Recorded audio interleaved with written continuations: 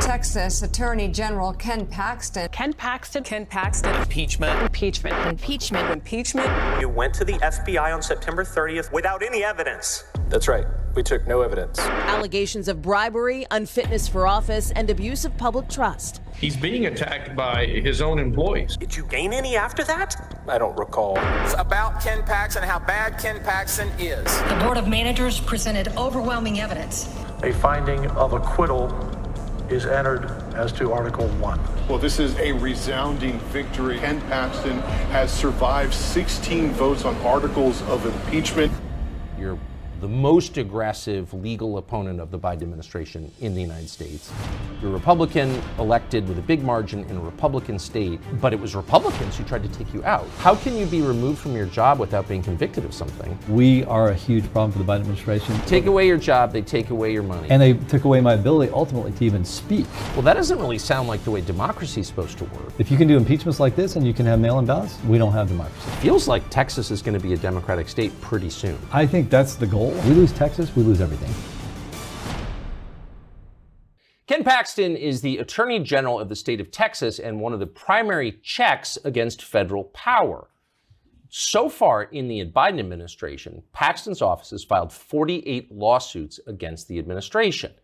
This past November, he was elected overwhelmingly to his third term. But then within months, he was impeached in the state of Texas on a bunch of different counts, a pretty complicated case against him, alleging that he gave special favors to a donor. He was just acquitted in that trial in the Texas State Senate. Kind of an amazing spectacle, but it raises a bigger question, which is how did this happen? Why did it happen? And maybe most interestingly, who actually runs the state of Texas? In his first interview since his acquittal, Attorney General Ken Paxton joins us on the set. Mr. Attorney General, thanks so much for joining us. Glad to be here. What a great place. So congratulations on your acquittal. But I'm fascinated by the fact that you were impeached in the first place. How did this happen? First of all, let me just say, it was, as you've read through this, very complicated. It is complicated, yes. It was crazy, but I truly believe it became very political. And I am sitting here because of my Lord and Savior Jesus Christ, and I was delivered because it wasn't just about the law. It became political completely, and I didn't know how it was going to turn out on the political side. But it's just interesting because your fans and your detractors, I think, would both acknowledge that you're the most aggressive legal opponent of the Biden administration in the United States. You're a Republican elected with a big margin in a Republican state, but it was Republicans who tried to take you out. Yeah, that's what it looks like. But in reality, I believe the Texas House, a lot of people don't understand this. I spent 10 years in the Texas House. Yes. And we have 150 members of the Texas House, and 65 of them are Democrats. And those 65 Democrats always vote in block. And they pick the Republican they want, and they deliver those 65 votes. And that Republican then has to come up with 10 votes, because their own vote's going to count. For the Speaker. For the Speaker. For the Speaker. So whoever gives those Democrats the most, whatever Republican agrees to the most, gets elected. In this case, I believe, and I think Wait, so you're saying that the Republican Speaker of Texas is chosen by the Democrats? Pretty much, yeah, because that 65 is hard to overcome. All he has to do then is find 10 Republicans, because he's got his own vote. And usually you can find 10 Republicans who are either his friends or who he gives big committee summits to, like appropriations or state affairs or something big. It's pretty easy to put together. Wait, so you can have a big majority in the Texas House but still not control the Texas House? That's exactly what has been happening over the last, say, 14 years, 16 years. That's crazy. It is crazy. And people don't, and of course the media doesn't tell people about that. That's literally what happens in the Texas House. So we have a really hard time. The Senate is great. They're very conservative. They've done great things for Texas, but they get blocked a lot of times. And a lot of my stuff gets blocked in the Texas House because Dade Phelan, the Speaker, is controlled by the Democrats. You really believe that? Yeah, so I was in the House. I saw it at work. I was pushed towards that. I actually ran against the Speaker, a Republican Speaker, for that reason, because I could not vote for a Speaker controlled by the Democrats. Now, I couldn't win because I didn't have the Democrats. Well, that doesn't really sound like the way democracy is supposed to work. It's how it's working in Texas right now. And that's why this is an opportunity. My impeachment actually becomes the opportunity, I think, to speak to this issue I'm going to be out talking about. I have a pretty concrete example of why this doesn't work. And here's my argument. There were 2 of the 4 House investigating lawyers that worked at the Department of Justice in Washington. And that's no random, that's not random. It's not Explain that a little bit for those who haven't So the House followed. Investigating Committees, there's 5 members. There's 3 Republicans, 2 Democrats. It's Texas House. Texas House. They are responsible for, they are the ones that investigated me, and they hired, I think it was 4 lawyers. 2 of them came from the Biden DOJ. That's not an accident. They were sent there. But you had filed 48 suits against the Biden administration. Yes, and I think that was the motivation. We were causing a lot of trouble for the Biden administration. Even if we didn't win, we slowed them down, and we were winning. I think our number is 77% of our cases. So we are a huge problem for the Biden administration, and that was the way to get me out of the way. And obviously that had an impact on the lawsuits being filed by Texas and other states. So you think that that the effort to remove you from office really came from the Biden administration? I really do. I think that's where it was instigated, and then there were other groups in Texas that we can talk about that I think were largely participating. Interesting. And some of those are Republicans. So some of them were Republicans, yes. So how did, just to your case really quick, how did you find out you were being impeached and what happened? I literally had no idea. It was a committee meeting of the House Investigating Committee. I think it was 3 or 4 days before Memorial Weekend, the end of session. So they're busy trying to pass all these big bills, and they decide they're going to spend 1 day investigating me. Of course, they'd done secret investigation for 3 months that we didn't know about, behind closed doors with no transparency, no due process. Which you, almost immediately after you're reelected to a 3rd term, yes, they begin investigating you. Yes, but I don't know that. They started in March, is what they said, like March 1st. And they investigated secretly, behind closed doors, with no one knowing. Even the House Investigating Committee, not all of them knew. I know for sure that one of the Republicans had no idea until they got to that day that it was me. And he was told to vote for impeachment without knowing anything about the case and actually disagreeing with doing it. But he was told his career would be affected if he didn't vote for impeachment. So those 5 members had an investigation for 1 day. They did a 4-hour hearing, and within less than 48 hours from that, I was impeached on Saturday of Memorial Weekend without an opportunity to present my side, without an opportunity to have any sworn testimony, which is required by law. They are required to have witnesses sworn in under oath.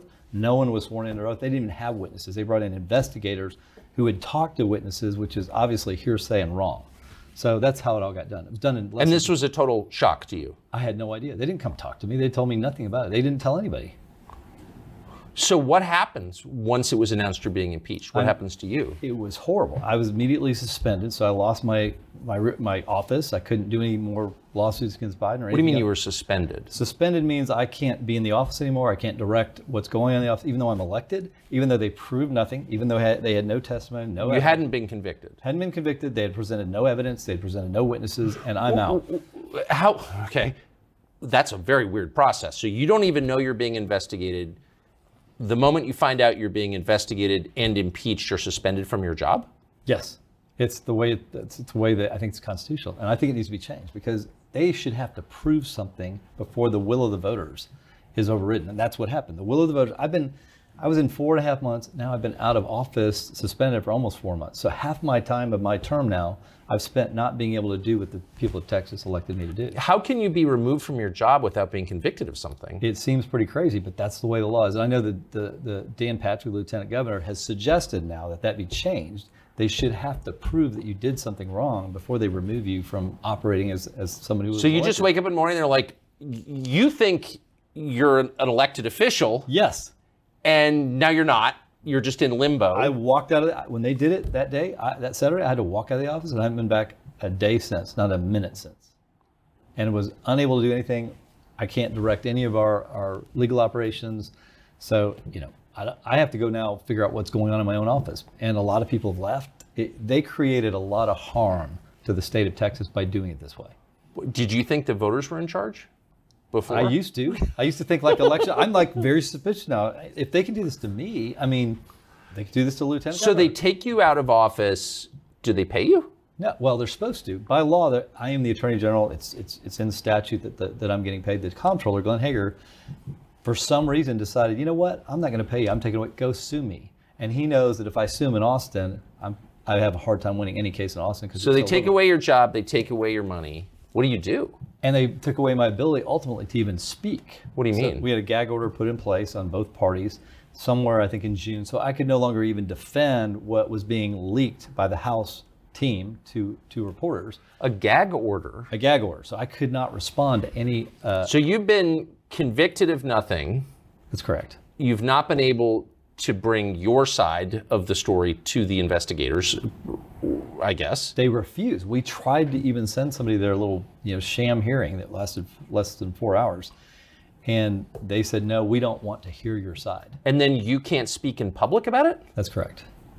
But don't you have a First Amendment right to say what you think? That's my opinion, but the problem is I can't really challenge it because the very people that put it on, and it was done by the Senate. The Senate put it in place, and so there's nothing I can do about it because they're my votes for acquittal, so I can't go challenge the people that, ultimately are responsible for whether I get acquitted. I can't start, attacking them on legal issues. Well, if there was a gag order, then why was I reading about the details every day in the media? The House didn't follow the gag order. They leaked everything to the Austin American-Statesman or the Houston Chronicle or the Dallas Morning News, so I just had to take it. I mean, there was nothing I could do. But why wouldn't they impose a gag order on those media outlets, which, for the record, hate you? Yes, I think it's fair to say, for ideological reasons.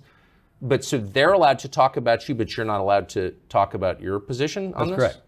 Specifically told, they were specifically said, of course, this doesn't apply to the media. So then the House knows. We just have to get it to the right place.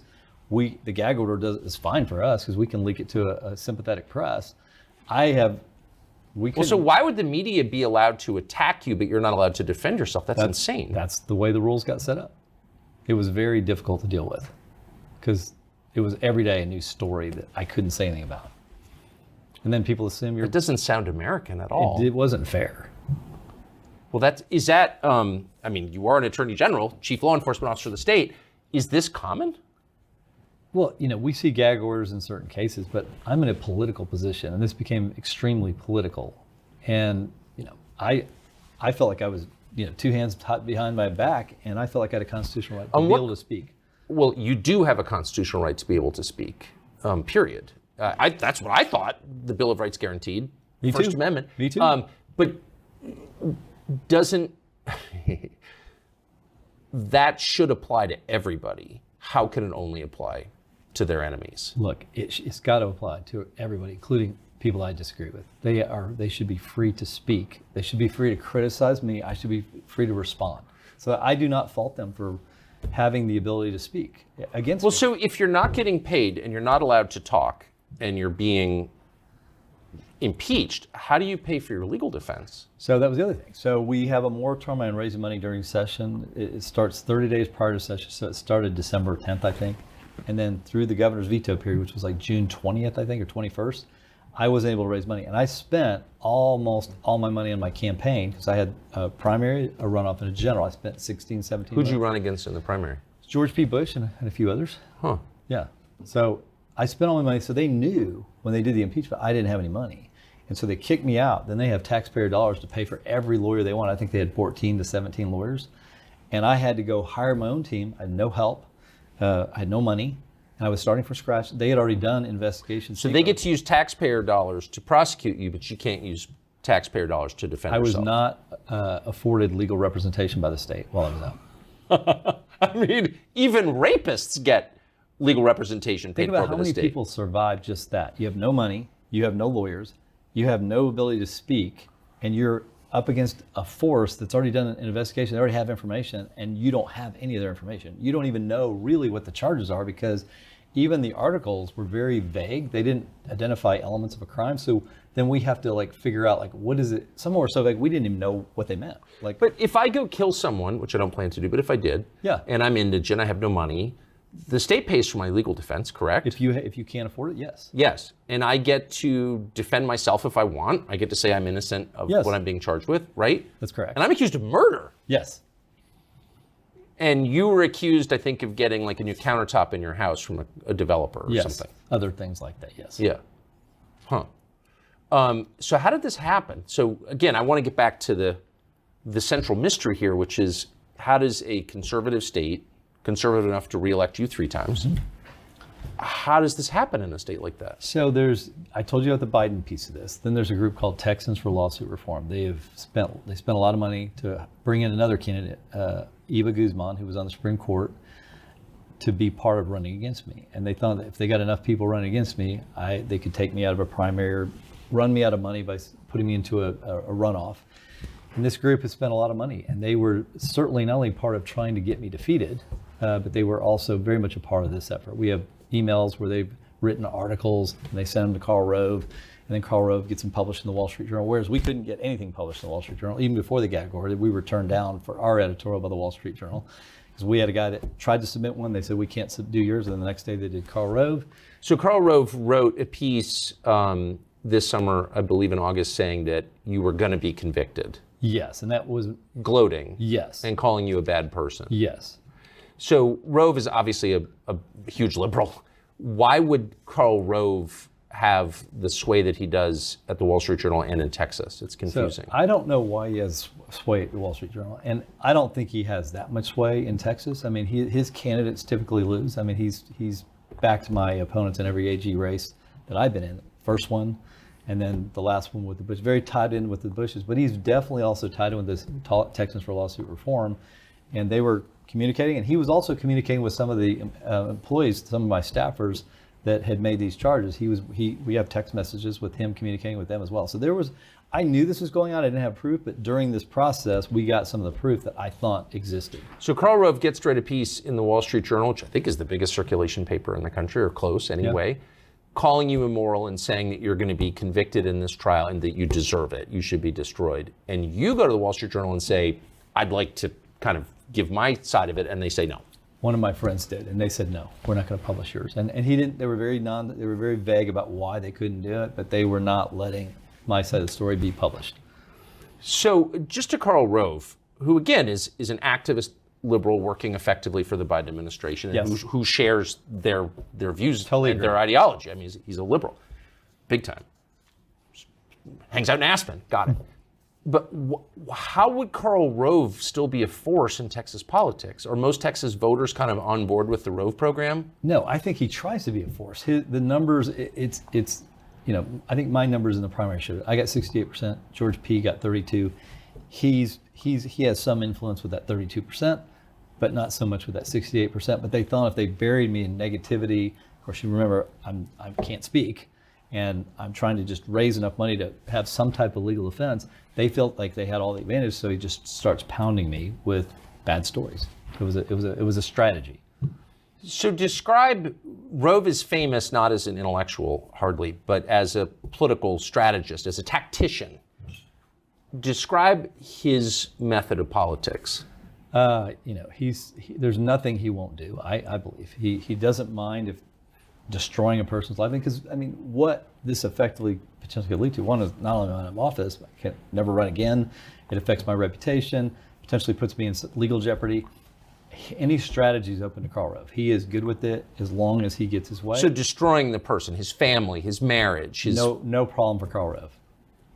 What's interesting is that when George W. Bush was president, I was there, Rove was relentlessly attacked by the media as a vicious person.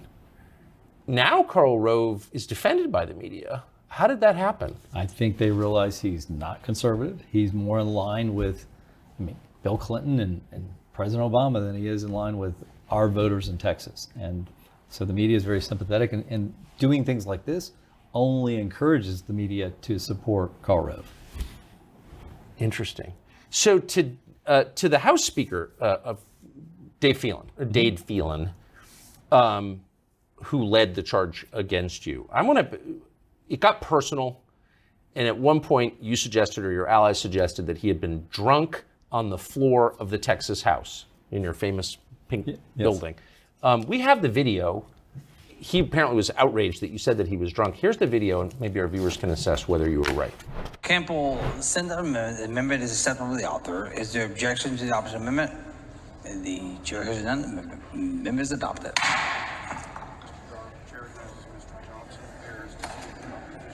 The chair recognizes Mr. Johnson of Harris. Mr. Johnson of Harris to speak in opposition to the bill. You want Niave? Chair recognizes Ms. Niave Criado to speak. The chair recognizes Ms. Niave Criado to speak in opposition to the bill. Thank you. So what language is that? Is that Hungarian, Esperanto? I didn't understand. What was that? Your guess is as good as mine. I don't think there's any doubt. He was definitely drunk. And they tried to say... Well, he was, or on something. He was very tired or whatever. Tired. Is it, so you said you served 10 years in the Texas House. Were you shocked by that? No. I've seen lots of alcohol on the floor. I've seen lots of people drunk. I mean, but it's really unusual for the speaker to do that. And I think we have other clips of him where it looks like he's drunk. That one was probably the most clear. It was at the end of session.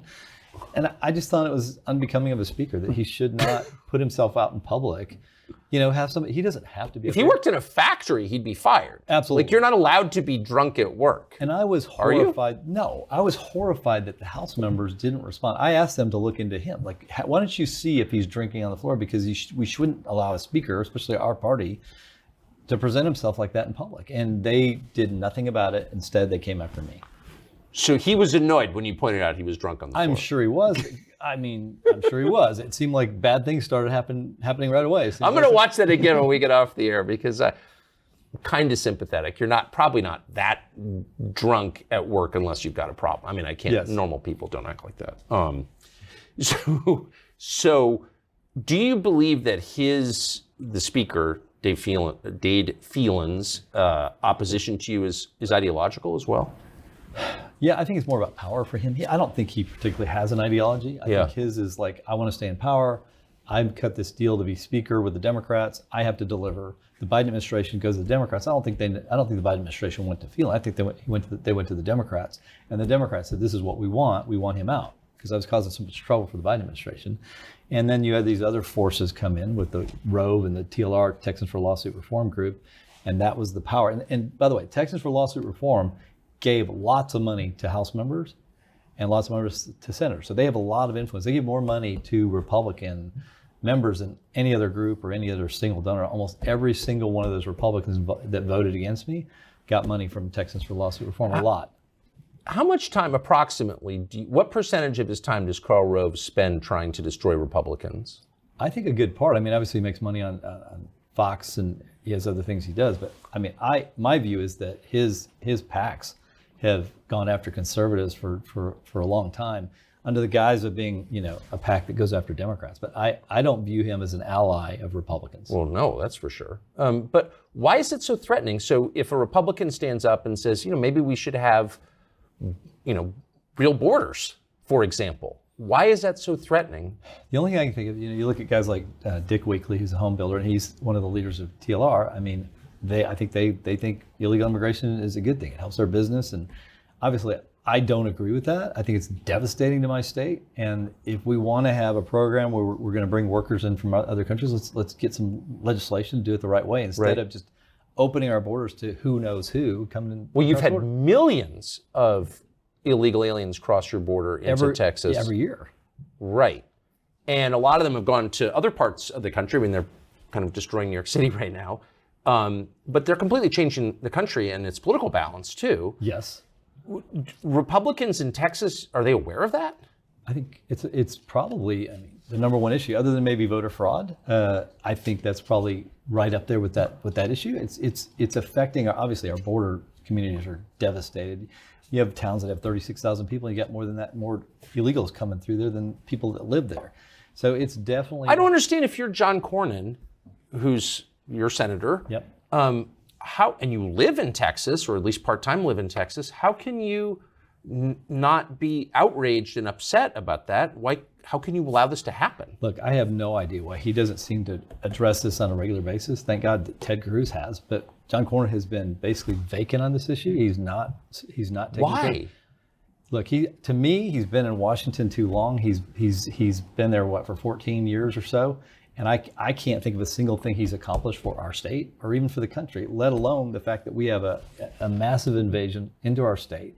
And he doesn't speak out against it. He doesn't do any. I've never seen him propose legislation that significantly affects it, or at least push hard for it. I haven't seen him in that fight. No, and in fact, if you were to go through every public statement John Cornyn has made in the last 2 years and compare the amount of time he spent talking about the invasion of his own state by the rest of the world with the time he spent talking about the invasion of Ukraine by Russia, he's far more concerned about what's happening in Ukraine. So how can a guy like that be your senator?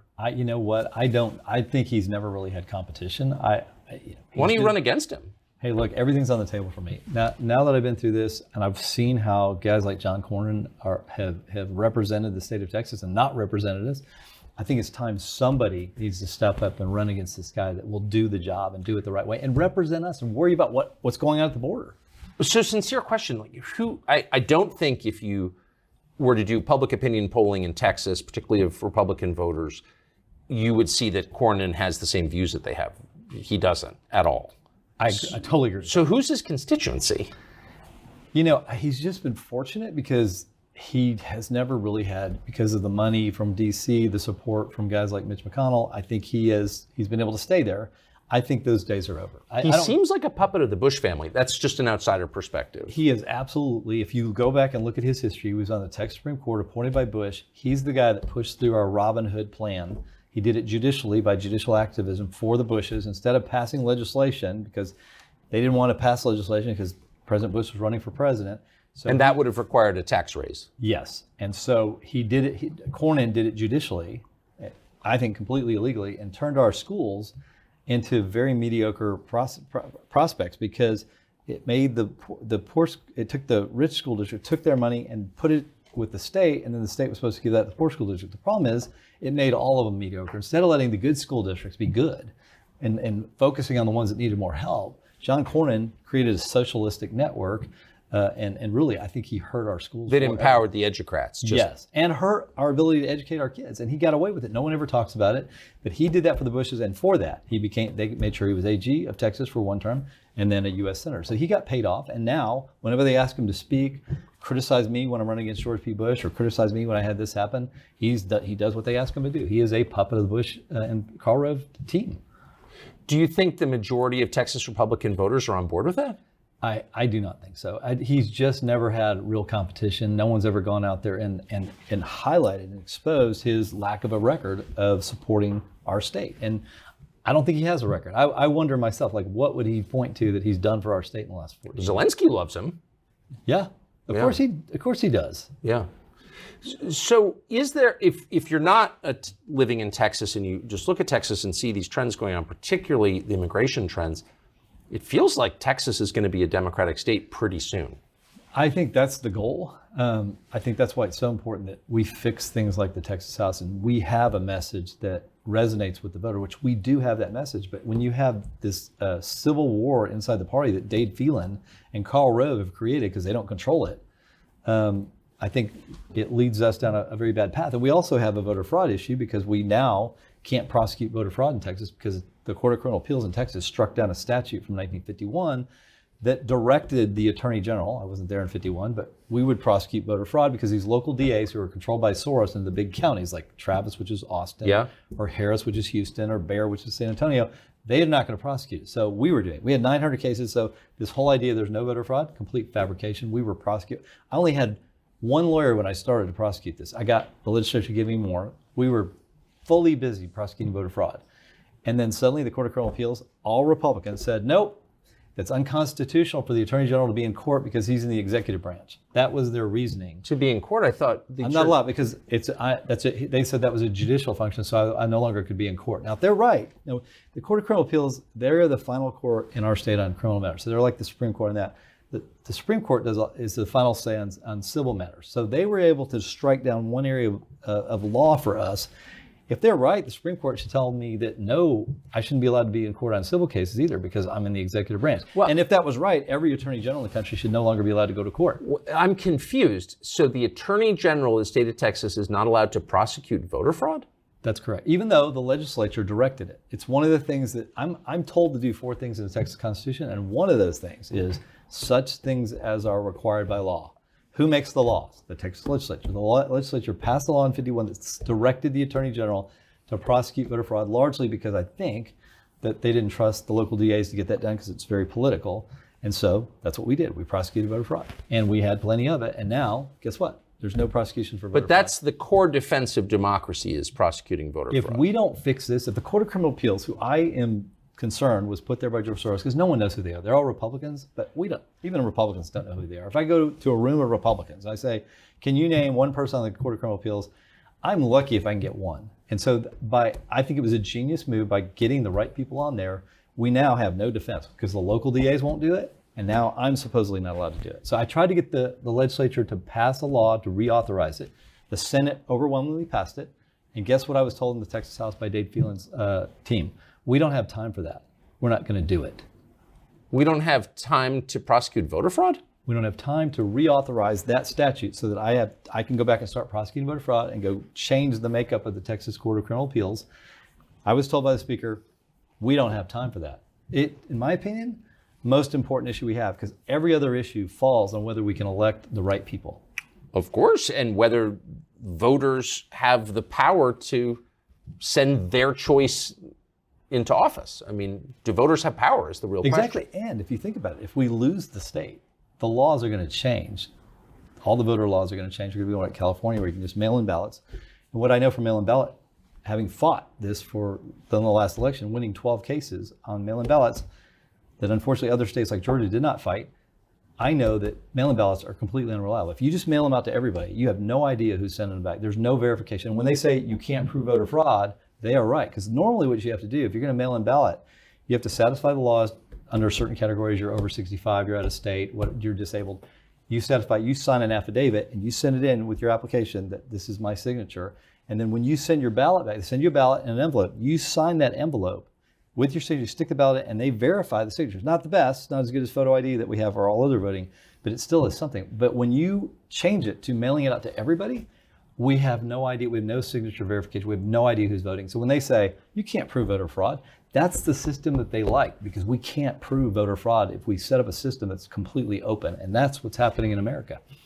So that's why Georgia, which most of us thought was a kind of conservative state, became one of the most left-wing states in the country, you believe, because of mail-in ballots. I sat there on election night. So I told the president in I think it was May, I said, Mr. President, I have 12 lawsuits in the most liberal counties. I'm losing in every county because they sued in liberal counties where all the judges are liberal.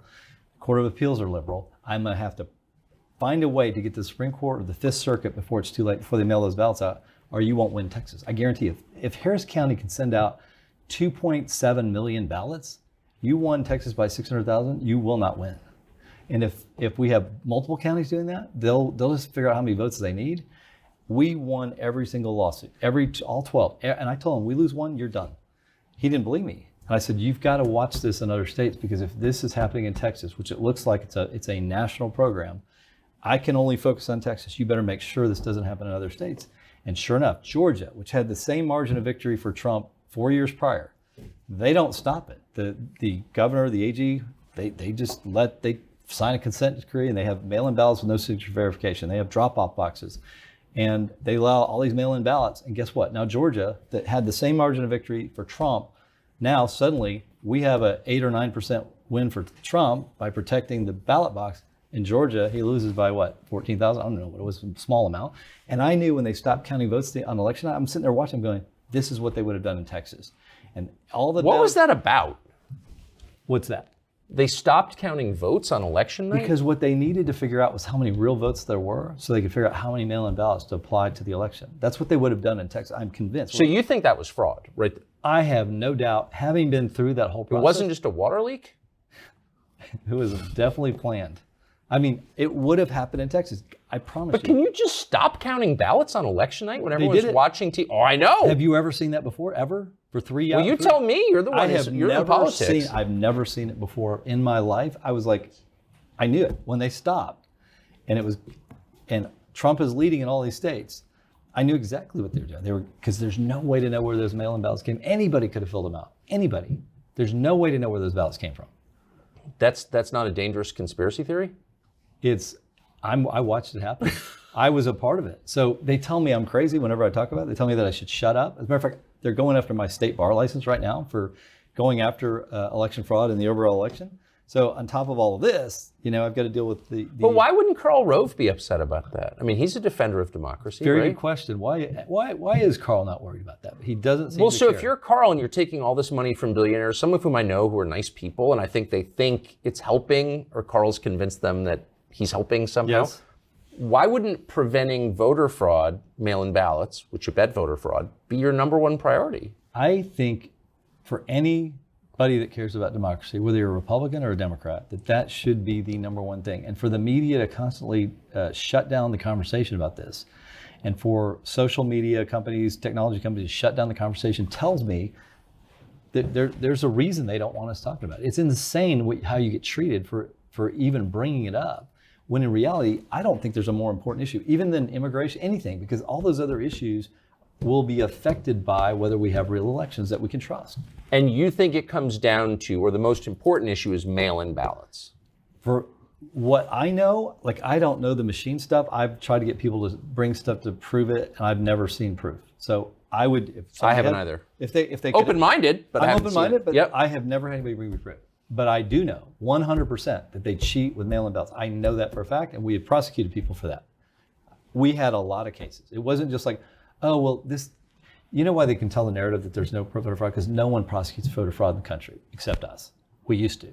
Now there's no cases. Who prosecutes? Can you name cases in our state? You know what? They don't prosecute it. The prosecutors do not prosecute it, even though it's a violation of law and it affects the fundamental basis of our democracy. Well, it ends democracy. We don't have it. If you can do impeachments like this and you can have mail-in ballots, we don't have democracy. We have control by a few people. Can you just walk us through, since you prosecuted cases, voter fraud cases, how exactly does the fraud work with mail-in ballots? It's so what these registrars do, or these people that control the election offices, election administrators in each of these counties. So they decided, because of COVID, that's how they got around that. In Texas, we have a law that says you can only mail in ballot if you're out of state at the time of the election, or you have a disability, or you're over 65, or you're in jail, but you're not a felon. Right. That's it. That's fairly broad. I don't even like that broad, because it still opens up voter fraud. But that's what the legislature said, so that's the rules. Well, so what they said, these judges, these local administrators, were going to send out millions of ballots. So I would have guessed $7 or $8 million going out in Texas to everyone, just everybody that's in the county. Well, so if the election administrator is colluding and telling people where those ballots are, they just pick them up, fill them out, sign them, and they mail them back in. You would have no idea. And if you have a program for that, there's no way to know. I can't ever prosecute this because I don't know who signed the ballots. I can't prove it wasn't real. It becomes nearly impossible. And that's what I think they were trying to accomplish in Texas. And then when I saw it happen into these other states, Pennsylvania, Wisconsin, Michigan, it affected our elections, because guess what? We all vote for president. We all have national elections that relate to the Senate and Congress. And that's why I sued. I sued because I said, wait a minute, these states are required by the Constitution to follow their own laws, and they didn't follow their own laws. I can't prove voter fraud. Even they probably can't prove voter fraud because of the way it was done. But I did argue that they didn't follow their own laws, and they are required to. In the Supreme Court, we lost 7-2. I think they should have heard our case, and that's what the State Bar said. That was a frivolous lawsuit, and even though 2 Supreme Court justices agree with you, you should be punished for filing that case. Of course, they're not elected. I am.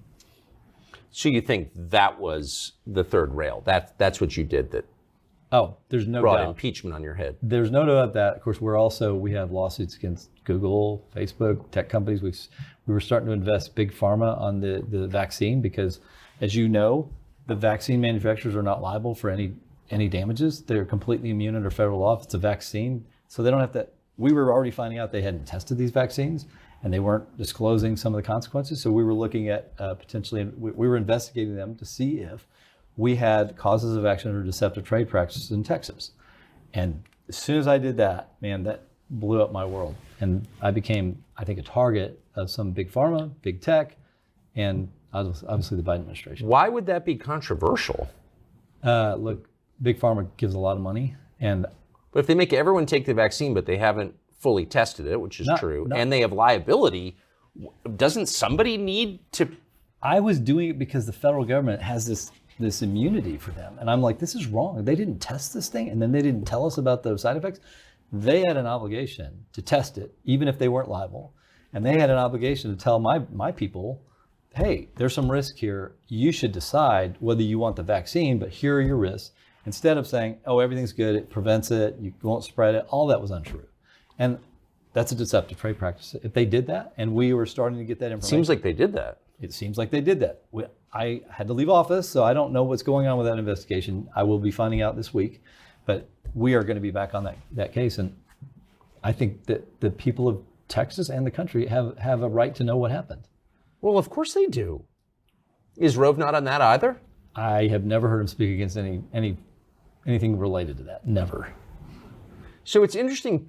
I've interviewed a lot of people who go through traumatic experiences. This has obviously been a traumatic experience for you and your family. And they either are kind of broken by it and decide to obey, or they become more ferocious. Where would you say you are? Look, I am so excited about going back. I've been thinking about what I want to do when I get back since the day I left. And so I'm re-energized to do the things that I think the voters sent me to do. I ran again because I was in the middle of so many big things. I mean, our Google lawsuit, our antitrust lawsuit is I think the largest the world's ever seen. And it will have an impact on whether we have free speech on the internet, whether they can control all advertising on the internet by one company.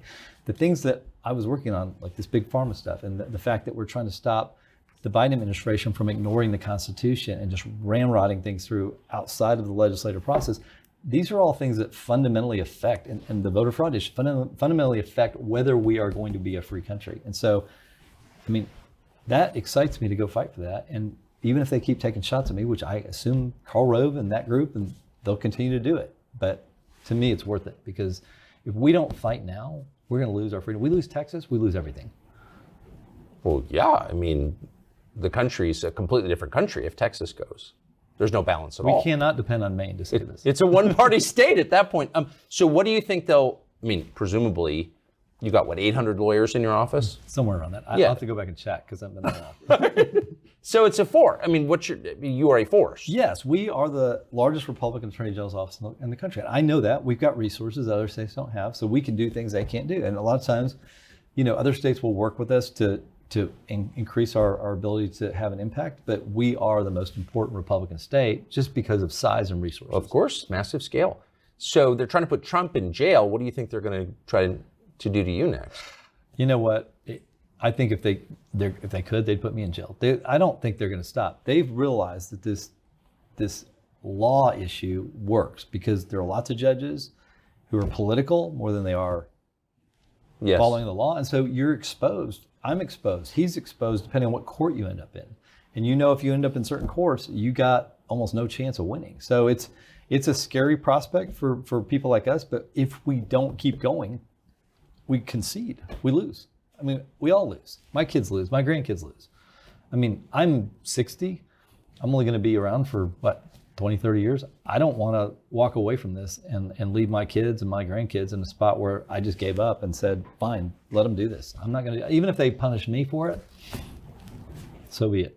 You hear conservatives complain about George Soros's effect on our judicial system. But, you've been in Texas a long time. You've seen it? It is dramatic because he's so smart. I mean, I think he's outsmarted us on this stuff. I watched DAs who I worked with, Democratic DAs who I worked with, didn't agree with on every issue, but they would prosecute cases. Whether it was in Travis County, we worked with the DA there. I even tried to help her get money to prosecute certain types of cases. The Bexar County, which is San Antonio, I thought that guy was doing a great job. And George Soros put up candidates to take those two out. Why? Because he wanted people that wouldn't prosecute real crime and focus on political crimes. Instead of going after, shoplifters and drugs and all the things that you'd expect a prosecutor to go after, George Soros and voter fraud, they're not going to do it. It was a great strategy, so that leaves only me. But why would he want that? I mean, why would anybody want to encourage violent crime? It's a mystery to me. I don't understand it. Unless you want to destabilize the country, which that does. I think it creates lack of confidence. People don't feel safe. Right. They don't trust their institutions. And I think you can look at the big cities, whether it's Austin or go to Seattle, go to San Francisco. I mean, you know San Francisco. I think the results speak for themselves, right? I mean, crime rates have gone up. People will feel less safe. And I think it's had its intended effect and continues to have its intended effect. So that was a smart move by George Soros. And it's really hard for us to do much about it because we don't control Democratic primaries. So that means we have to be smart. We have to make sure our Court of Criminal Appeals, which is all Republican, that we elect the right people there. We have to be sure that the Attorney General is going to go fight for this stuff. Because if we lose some of these other pillars, we have nothing left to fight with. Again, I hate to keep going back to Karl Rove, but he raises probably more money than anybody in the state for politics. Is this a concern of his? I mean, Are Republican groups trying to get prosecutors who care about the law elected? I've never seen it. I've never seen it from Karl Rove. I wish Karl Rove cared about some of these things, but I've never seen him concerned about the things that I'm talking about, things that dramatically affect the future of Texas and the future of our country, which I have said are linked. I've never seen Karl Rove ever step forward to do that. I've seen him attack Republicans, conservative Republicans, who are trying to do that, like me, but I've never seen him help us. I've seen him work with the other side, but I've never seen him help us. But I mean, a lot of people get murdered as a result of these policies. Like, people die. A lot of people die. There's no doubt that we have higher crime rates in all categories because of policies from DAs. I mean, look at what Austin did. They cut their police force, I think it was by 34%. Well, now, I mean, with crime rates going up and you're cutting the police force, they did that in Austin. I know they've done that in other cities. How does that make any sense? And by the way, they kept saying to my trial that I was against law enforcement. That is not true. I'm against corrupt law enforcement. I'm not against law enforcement. I believe in law enforcement, and I think cutting the police force is a bad idea. So this whole notion that they tried to present in the trial that I was against law enforcement is absolute false. And I think more law enforcement is actually better as long as they're doing their job the right way. And in any profession, you have people that, don't do the right thing. I've noticed. Yes. Wouldn't it be interesting, though, to try and figure out how many people have been murdered as a result of these policies? I mean, Austin got a pretty famous serial killer once they started pulling back on law enforcement. Obviously, as time is going on, we're going to get more. We should be able to get more and more of those statistics, and we already have probably at least a year or two's worth to look at. And that's something I'm going to be super interested in talking about as I go around the state, because I'm going to be going around the state talking about all of these issues over the next couple of years. Amazing. Well, that's quite a story. Congratulations. Hey, thank you. Thank you for coming. Well, thanks for having me. I really appreciate it. It's my first chance to at least tell some of the story, and obviously I'm going to keep doing that, and I really appreciate you having me here. Congratulations. Thank you. By the way, thank you. Thank you.